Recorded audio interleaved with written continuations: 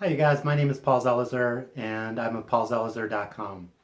I'm supposed to be making a video on Facebook ads and different strategies and different ways to use them, and I'm not. Instead, I'm making this video, which is one that's more heart-centered, not the easiest topic. It's called For Entrepreneurs Who Are Going Through a Breakup.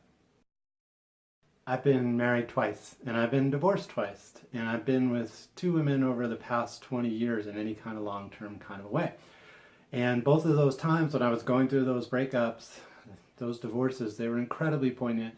And I was the founder of an entrepreneurial nonprofit in the first one and running this business during the second one about 2 years ago.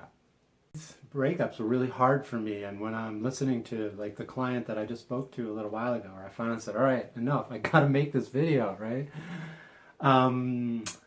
It was a really powerful time. I have 5 tips for you to help you get through a breakup while staying true to yourself and being really kind to yourself, because going through a breakup is an incredibly challenging time. The first piece is, I want you to respect grief. Grief is an incredibly powerful process, and it changes everything in our nervous system, our biochemistry, our brain wiring.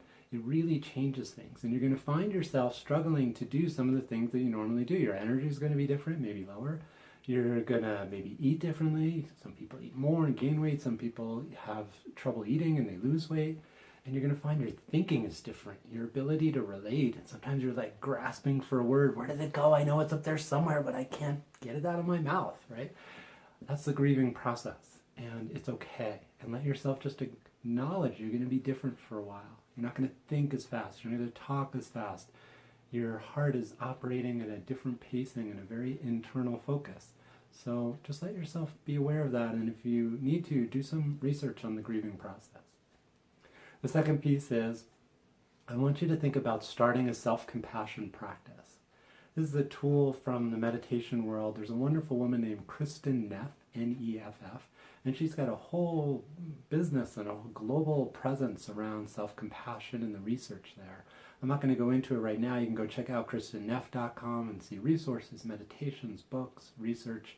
But really think about starting a self-compassion practice. It's easy to beat ourselves up. I know I have, and I sometimes still do. There are some ways in both of my marriages I showed up really beautifully and was my best self.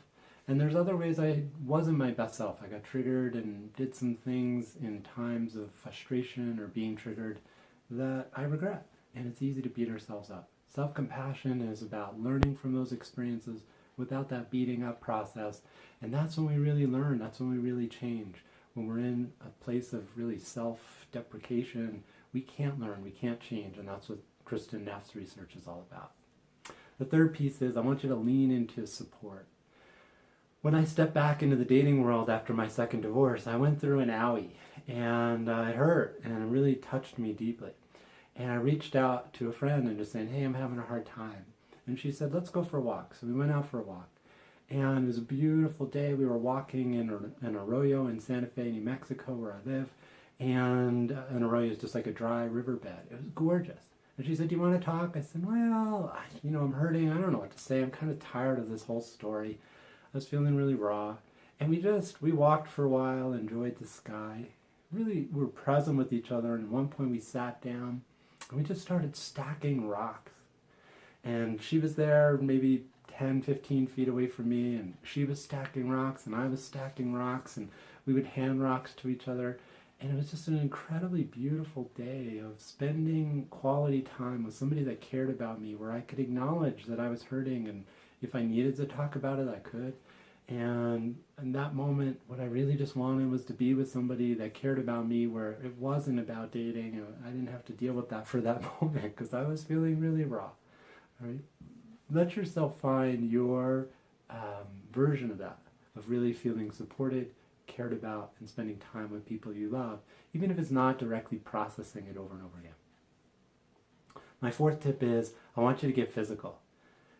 That can change when you're in a grieving process. You may not, if you're somebody who's very, very active, you're a long distance runner, you work out in the gym, you're a CrossFit person, you may find yourself not being able to do quite the full, vigorous kinds of exercise.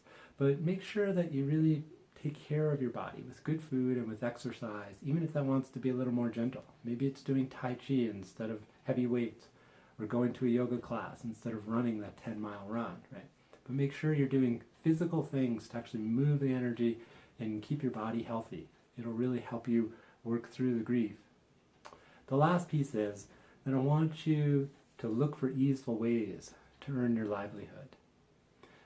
One of the clients that I was talking to this week, who was really shaken up and in this coming apart, not only lost one of her primary support people, but also big financial changes in her living situation changed, right? So a lot of change in a short amount of time. And that's what that's what happens. So it impacts your finances through these mechanisms that I was talking about earlier. Your brain changes, you're maybe a little more inward and not as easy to connect with. Maybe marketing isn't so easy to do. So you may find that you want to explore some other possibilities. Maybe this client had some technical skills, and in addition to the very deep, heart-centered transformational work she does, we were talking about maybe leaning on those technical skills to get some money coming in that wasn't requiring her to be as present, sitting with as much raw human emotion, because she was already so raw. That little, just plug some things into a computer and get a steady paycheck for a while, that was sounding real good to her. So look for easeful ways to take care of yourself financially. If you are somebody who does deep and transformational work, you might want to scale it back a little bit if you need to. Let that be okay, and find some other things just temporarily that'll allow you to take care of yourself financially. So what I really want to say, those are some tips, but mostly I want to just say, from my heart to your heart, if you're going through a breakup or you recently have been through a breakup, I want to just breathe with you. I feel you. I'm really sorry. And I want to say you can get through this. My name is Paul Zelizer of paulzelizer.com. If you're needing some support or you're heartbroken and you don't know what to do next, please feel free to reach out. So take good care of yourself. Bye now.